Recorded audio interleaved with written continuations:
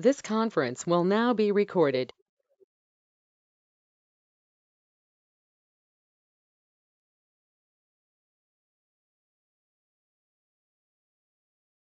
Okay, we will call the meeting to order at 11:46 of the Hedc Type A Economic Development Corporation. Item number one, we have a quorum present. Item number two, citizens participation and comments. Have there been anybody submit anything? A card to speak? Not. Okay. All right. Item number three, items of community interest. Item 3.1, the L opening of Haslett Parkway Intermodal ribbon cutting is from 10 a.m. to 11 a.m. on April 3rd. Item number 3.2, Saturday, May 6th is the 2023 is the election, local election here at 7 a.m. to 7 p.m. The city of Haslett will hold a general election for the purpose of electing a mayor, council members place 1 and place 2. Also on the ballot will be a special election, Prop A, concerning authorization of the city or certain development property dedicated as parkland. If the voters approve the proposition, the city will be authorized to enter into negotiations with Northwest ISD for the purchase of the property. The property will be needed by Northwest ISD for the construction of an elementary school to serve the subdivisions in the area, with a portion of the property being used for nature teaching, the remaining accessible to the public for their enjoyment. The property is located along the north side of Blue Mound Road East, near the intersection of Blue Mound Road East and Harmon Road, and consists of 24.1 acres. Last day to register to vote is Saturday, May 6th. Last day to register to vote for the May 6th election is Thursday, April 6th, 2023. Please visit votetexas.gov to check your registration status. Early voting begins Monday, April 24th, 2023, and goes through Tuesday, May 2nd, 2023. Please visit haslett.org to view the hours and voting locations. Item 3.3, Haslett is hiring. The city has the following positions posted: water maintenance worker 1, water maintenance worker 2. Those interested, visit haslett.org to apply. Item number 4, on the consent agenda, approval of the February meeting financial report.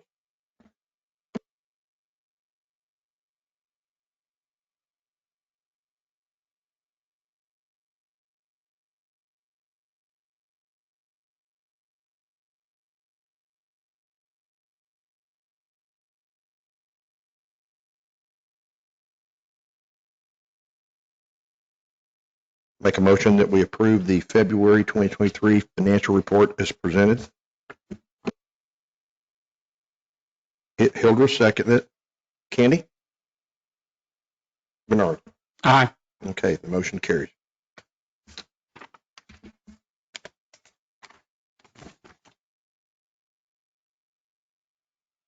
Item number 5, reports and presentations regarding the economic development status. Chairman and members of the board, just want to mention a couple things. Last Monday night, the city council approved an overlay district along I-35.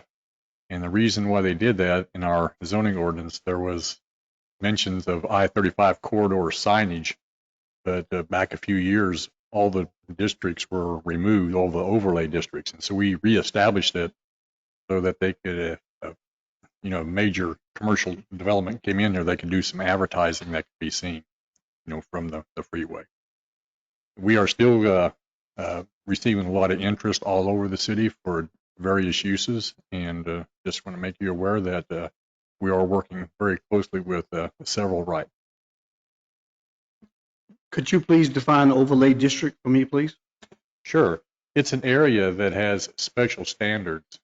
This particular area is bounded on the east by I-35W, and then you go west about 2,000 feet, following the center line of a floodplain / creek area down that past road, then just a little bit south, following where the master plan shows commercial land.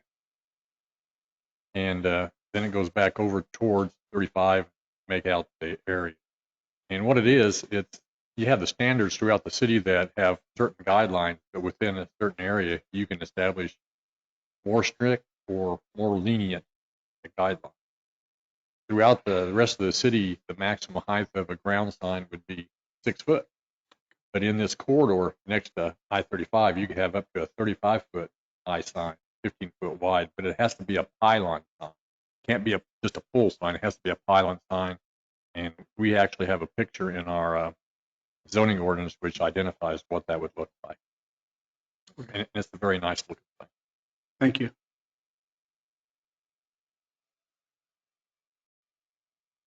I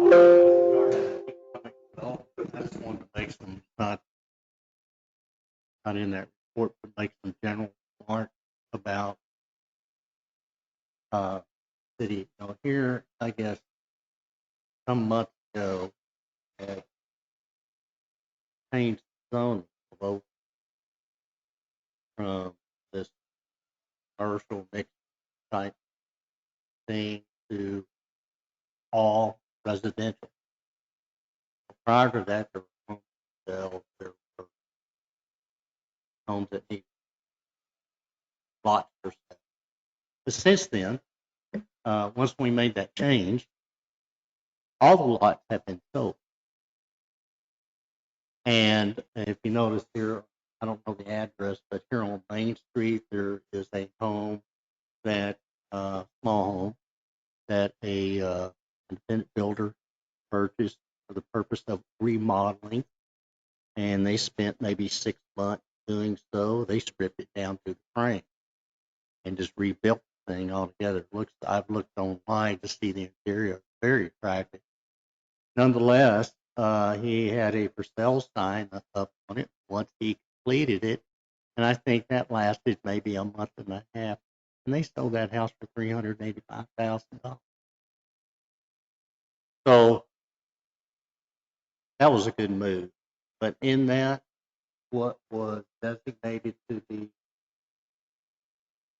commercial retail district, moved it here over there to between bounds of FM 156 and Schoolhouse Road, 30 some odd acres over there. Now, we're not going to do that. That'll be a developer type thing. But interestingly enough, maybe it's probably 3 weeks after we did that, there was an inquiry from a retail developer interested in that property. Now, it hasn't gone anywhere since, but all those things that have happened here, how quickly the lot sold once it was okay, yes, this is residential. And how that moved, those were good decisions. So I think we're on track. And we will, especially when Haslett Parkway, yes, the retail world knows that Haslett Parkway is coming, but March 31st, that road opens up, at least the L portion. The L portion being I-35, Haslett Parkway, I-35, intermodal, and intermodal north. And that's a direct shot for all the industrial traffic, semi-trucks and workers. Did get some relief on 156. That was my motivation to propose that. Also, coupled with that, why that is important is that if we get that relief, and the long game is to tame 156, so our residents aren't hesitant to venture out in the evening on 156, so we can have our internal, our commerce that could. That's the objective. Nonetheless, it seems to be that we're on the right track. When you look at the opening of the intermodal, what percentage of traffic reduction do you anticipate? Any idea? Because it's up to each individual driver.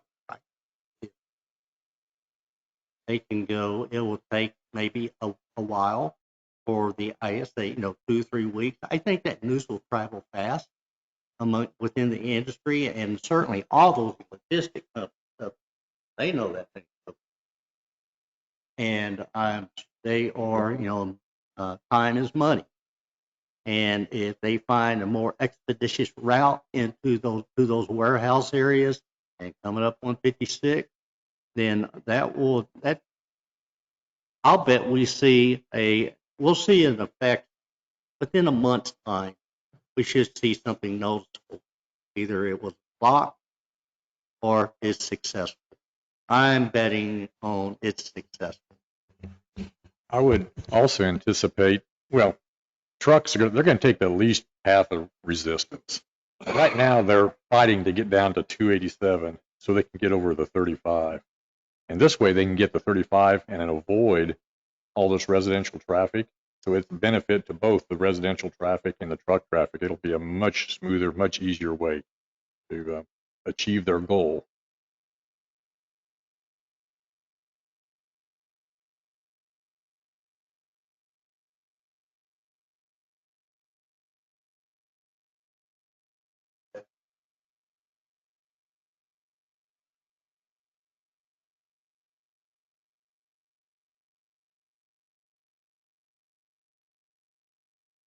Yeah, I travel that route all the time, and there are a lot of trucks that are turning right at Westport and 35.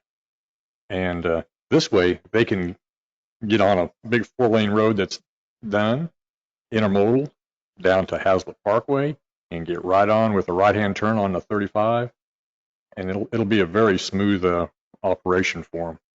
Because right now at the Westport, the way it's all broken up with construction, it's horrible.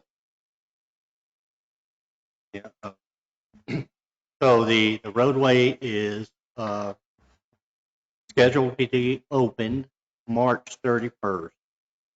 When during the day, I'm not sure. It could be close of business. But March 31st. We're going to have the ribbon cutting on April 3rd. They will close the roadway just temporarily. And the whole purpose is just to acknowledge those investors that funded it for us and the team members who made it happen. And here you go, Hazlitt. Got a road open. So be there if you can. Very good. Love to have you. We're going to have a coffee truck out there that does all these specialty coffee drinks. Get what you want. Thank you.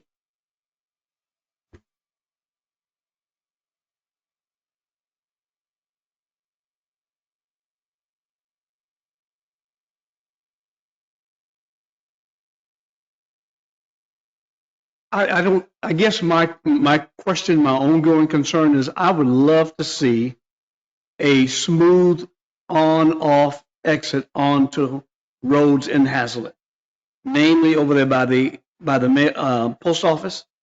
I don't know if that's appropriate at this time, but when, it's a rough incline onto 156 and also exit off of 156 in many places in the city. So we have, and this goes along with the economic development, that's traffic mitigation plan. There's two phases, 1 and 2. One is, let me start with, phase 2 is FM 156. And all the signage and markings don't block the intersections, and taking into account those entry ramps, exit ramps off of 156 to the side roads, and school zones. We have some legitimate school zones that we could apply.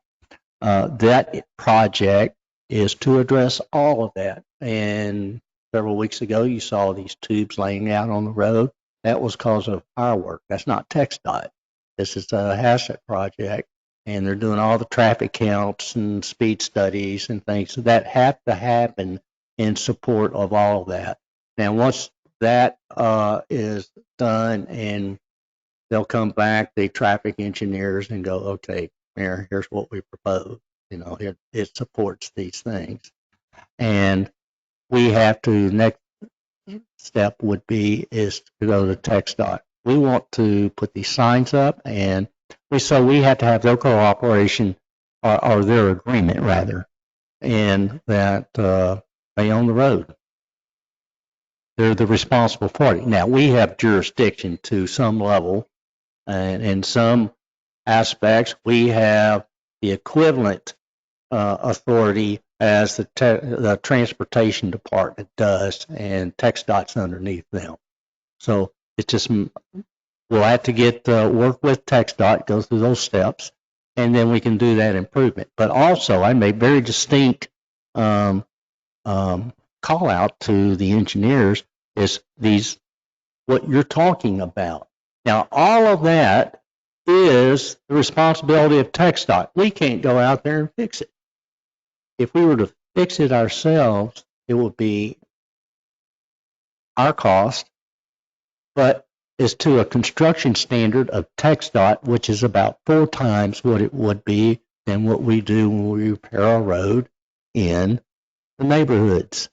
So we will all use this to address many topics, both with regard to TxDOT maintenance, which does not occur, never has, and also our unique needs in Hazlet, Texas, and the safety of the road, but addressing very specifically also what you just mentioned.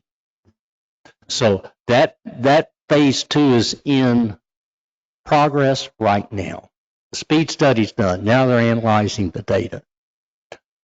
Phase 1 was passed and contract awarded last Monday night. So you'll start seeing activity in the neighborhoods, and just we touched all over town. We went through all around town, and what we saw and reached out to residents of neighborhoods. Okay, well, what do you see? I don't live there. What's unique about your neighborhood that you need? And that's the input I need. I don't live there. I know what I need on 156. Sign says, go away, don't come back. Let me set out my trash without fear of my life, But no, that is needed, and that's what drove a lot of the design. People's response in, here's what we need, here's what we need. Anyway, that is underway, and I expect you'll see contractors out there. They'll mark the roadway for different elements first. So we can go, yep, that's where we want it. And then they'll come back and do the actual signs placements. There is going to be some speed humps installed to help tame, turn a roadway back into a roadway instead of a drag strip. That kind of activity. But that'll start soon. I expect in a month they get mobilized. But yes, you're absolutely right. And we may, after this exercise, go, that's my direct public works, go out there and fix it to our standard. If they won't throw me in jail, so be it. Because, Mr. TxDOT, you do absolutely nothing. And I understand, you ain't got the money or the time or the people. Well, you know what, there's another way to do this. I got to think about our safety. It's an interesting thing that you said, because I told the traffic engineers, I said, oh, besides you doing this analytical study with all this data, I want you out here for 7 days, morning and night, and you're going to drive this road. You're going to take side streets. And I told them very specifically, you're going to sit at that, like Schoolhouse Road and FM 156. Here you are waiting for 10 minutes. And you got to go up this bump to get on the roadway. Well, it's not like a level roadway. I can get somewhat of a running start. I got to go on slow. And here it is. I have a line of semi-traffic that I got a closure gap. Yeah, it's 45, 50 miles an hour, but that's a closure rate of 90 miles an hour that I got to navigate and judge. Am I successful? Some of them aren't. So that you're going to do that, because I do know, and I've read the criteria for these studies, there's the analysis, but also there's equal weight given to engineering judgment. And I told them, I said, a lot of judgment's going to come into play on this, things you cannot measure. So hoping it comes out with the expectations we have, but that is being addressed.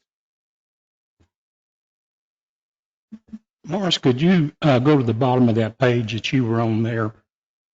And I guess I'm geographically challenged, but where is Early Street? Early Street? Early, here at the bottom. It's like next street over. Okay, and it runs east and west. You know where Mr. Jim is? Yeah, You know where my tie is? yeah. Road in between. Early is in between. Oh, okay, easy enough. Thank you.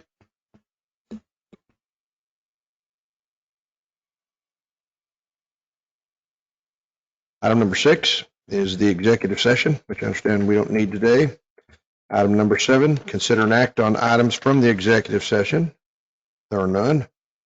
Item number 8, consider an act regarding an item to be placed on the next agenda.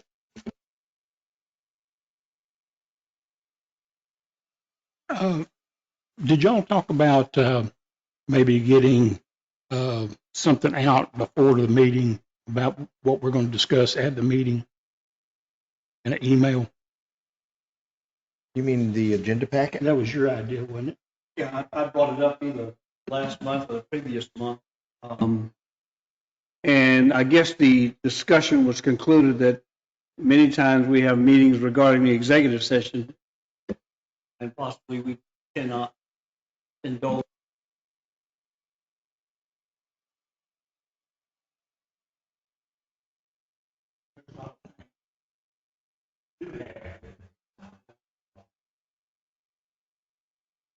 So let me, and Morris and I can help in that arena. So one, with regard to the Type A agenda and materials, our endeavor is to send that out as early as possible. Say our goal is to try to get it out a week before the meeting, so you have ample time to study that. Now, with regard to executive session items, if it's materials you need to study or read, and whatever materials that we have, we can email them to you individually. They are not to be divulged to the public. It's executive session material. We can do that. And I think that was one of your concerns, because you came in and it's like, I've not seen this before and haven't had opportunity. I understand that. So that's our goal, and we will, there's not any reason we can't do that. Morris will help coordinate that activity, ensure we get these out as early as possible. Well, case in point, the example on the sale of the property to the school district, this upcoming session was one that at least it gave me a chance to ponder and think about what we were going to talk about while here. So that was a plus. And so I felt like, okay, there's something on the agenda that I can see and marinate over. There are we can, we're at liberty to, as the weeks in between meetings as they go along, is email you material. Okay, here, read this, just a heads up. It's not for you to discuss among yourselves, and it's not for you to reveal to anybody, except, you receive it. It's just for your own edification. And maybe it's a topic you'll see on the next meeting. It may not be, but it may affect economic development or other city aspects that you as an EDC board should be aware of. We can do that. We can be more active in doing that. So there's not anything to prevent, any law to prevent us doing that. And should you have a question, yes, Morris is the EDC coordinator for A and B. There are some things that Morris doesn't know that Gary keeps here. And you can, but feel free to call either he or I, either one. And always, if I have a conversation with some EDC board member, I am always, after I hang up, calling up Morris Schwenke. Morris, let's have this conversation. So we're in the loop, and we're keeping each other apprised of any conversations, things, just so we can serve the boards. And there's one other thing, you know, we refer back to the area between 156 and Schoolhouse Road several times, and this may have been right before you came on the board where we actually, I made a presentation to the board what we were planning on that, and I would just love to sit down with you sometime if you want to, and we can go over all that area and show you what the concept is for that. You know, I'm thinking that the next meeting would be very fitting that we have an executive session item, and we'll come up with the language and see where it fits. I've got 4 areas. Have that in is to review all of that, and we would have everybody there or whomever shows up to the meeting. But we can address it in whole, and maybe we'll just for that meeting, that session, that executive session, look at 30 minutes or more. So plan on a little longer meeting than what this is. But just to, as a reminder, where we started out, almost a year and a half ago, where we are today, what steps forward, and what we see coming here in the near future. So let's do that. We'll have an executive session next meeting.